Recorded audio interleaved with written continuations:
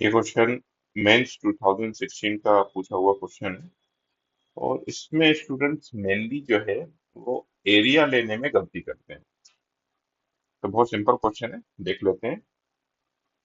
एक electrical path है, A B C D, और ये जो सन है एस, ये इसके फोकस पर है।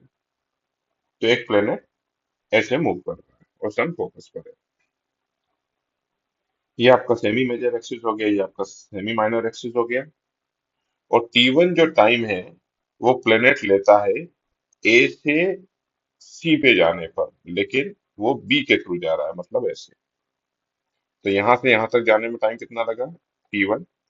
और यहाँ से यहाँ तक जाने में टाइम कितना लगा? T2। मतलब सी डी ए में टाइम कितना लग रहा है? T2 लग रहा है। और फिर T1 और T2 के बीच में रिलेशन पूछा है। अगर आपको ऐसा लग रहा है कि यहाँ पर इन दोनों ने डिस्टेंस सेम ट्रेवल करा है, T1 T2 के बराबर होगा, तो ये गलत है। क्यों?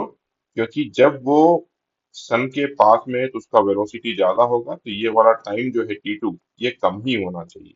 और जब वो सन से दूर है तो उस प्लेनेट का स्पीड कम हो गया होगा, तो वो ज्यादा टाइम ले रहा होगा। राइट। अब इन्होंने बोला है कि ये जो सी एस ए जो है वो 1/4 एरिया ऑफ एलिप्स है। तो मान लीजिए एलिप्स का टोटल एरिया जो है वो 4x मान लेते हैं। तो टोटल एरिया अगर एलिप्स का 4x है, तो ये 1/4 मतलब ये x हो गया। और अगर ये x हो गया 1/4, तो ये वाला एरिया भी 1/4 होना चाहिए, क्योंकि टोटल ये वाला एरिया हाफ है। तो हाफ का हाफ 1/4 ये हो गया, तो ये भी 1/4 मतलब x होगा। और अब ये 2x हो गया, तो ये भी कितना हो जाएगा? 2x। मतलब आधा एरिया 2x, और ये 1/4 है x, तो बाकी का 1/4 भी कितना होगा? x होगा। अब एरिया देखिए आप, एरिया क्या होता है? कंसेप्ट तो यही है कि एरियल वेलोसिटी कांस्टेंट होता है, मतलब area divided by time constant. अब एक पार्टिकल जब यहां से यहां पर जाएगा, तो आपको एरिया फोकस से निकालना है। फोकस से मतलब ये वाला एरिया।